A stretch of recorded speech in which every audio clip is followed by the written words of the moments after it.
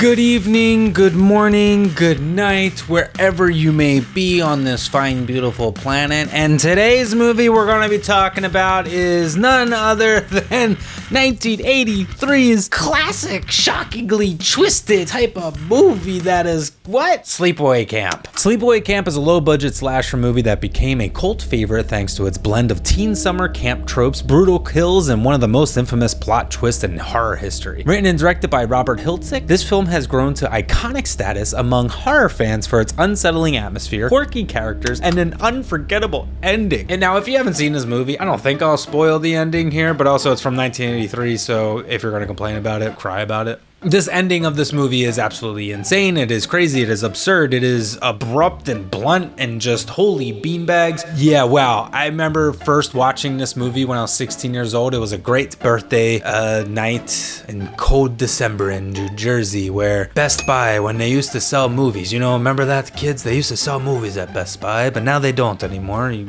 kids will never know about this. But I remember that birthday. It was my 16th birthday. I got the Sleepaway Camp box set that came out, which had all three, and the Return to Sleepaway Camp, I think it was called, or Sleepaway Camp 4. It was never finished or whatever, but it had that in there as well. And then also got a Black Christmas on DVD, the wonderful 1974 Black Christmas that I have talked about in the Halloween video that I did, and I will definitely talk about that movie for a Christmas episode. Sleepaway Camp is it's a film that centers around shy and introverted Angela Baker, who is played by Felissa Rose, who is sent to Camp Arawak with her cousin Ricky, played by Jonathan Tiersten. Angela's quiet demeanor makes her an immediate target for bullying, but soon a series of grisly murders begin to take place at the camp. As the body count rises, the question looms: who is behind the killings and why? The film culminates in a shocking reveal that's become one of the most talked about endings in horror movie history. What really cemented Sleepaway Camp in horror history was its jaw-dropping twist. So yeah, as I said, when I got this movie when I was 16 years old, and I was like, all right, I'm gonna watch this Sleepaway Camp movie I'd never seen before, and then that happened.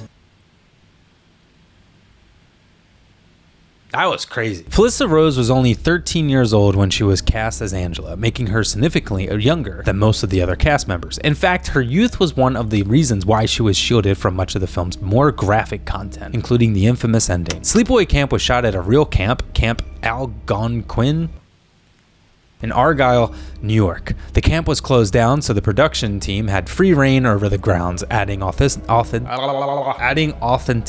to the setting. According to Robert Hiltzik, the character of Angela was inspired by a desire to explore issues of identity and trauma, something deeper than your average slasher film. He wanted the killer to be more than just another mass murderer, leading to the exploration of Angela's backstory and the film's notorious twist. Despite its mixed reviews upon release, Sleepaway Camp has gained a massive cult following over the years, primarily due to its outlandish kills, dark humor, and that shocking ending.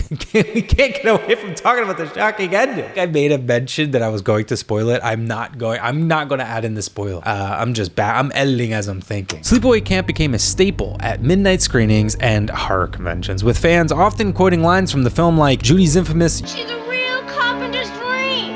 The light is a board and needs a screw." Or one of my favorites, Yo, Angela, how come you're so f***ed up?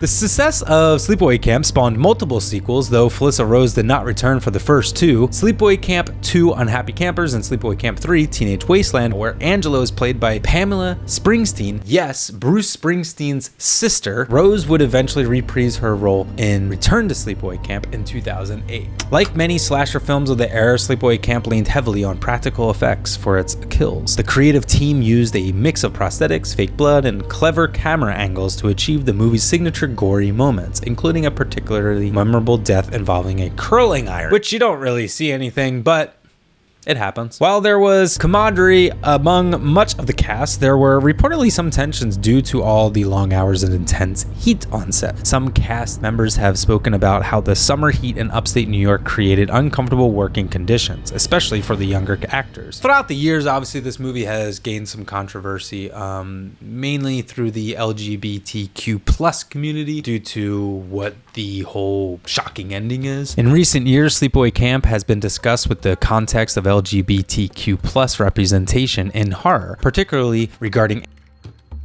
Some view the twist as problematic and exploitive, while others see it as a reflection of the time in which the movie was made. The film has sparked important conversations about gender identity, trauma, and how horror movies of the 1980s handled these issues. Once again, it's the 80s. It was pre everything that's going on right now, and their movies were just different. You know what I mean? It is what it is. We're still learning. As humans, we are pieces of shit that are still learning. The Sleepaway Camp may have just started as another summer camp slasher, but its combination of bizarre characters, creative kills, and that legendary final reveal has solidified its place in horror history. Whether you're watching for the nostalgia, the gore, or just to see the infamous twist in all its shocking glory, this 1983 cult classic still packs a punch that keeps horror fans talking decades later. Yeah, I mean, this was one of the movies I last showed one of my last ex-girlfriends. And that's why she's an ex-girlfriend, or I'm an ex-boyfriend. I don't know. Anywho, so that wraps up this little video of talking about movies. Once again, I probably will not be doing horror movies for all the eternity of whenever I want to stop these videos. It's just, it's October, and I want to talk about fun movies. That's it. And also, if you didn't know, I will be making a movie next year, spring of 2025. It's called Sicklerville, and none other than Felissa Rose herself, Angela Baker herself, will be portraying my mother. I don't know what that means, but anyway, maybe we'll do this again sometime soon.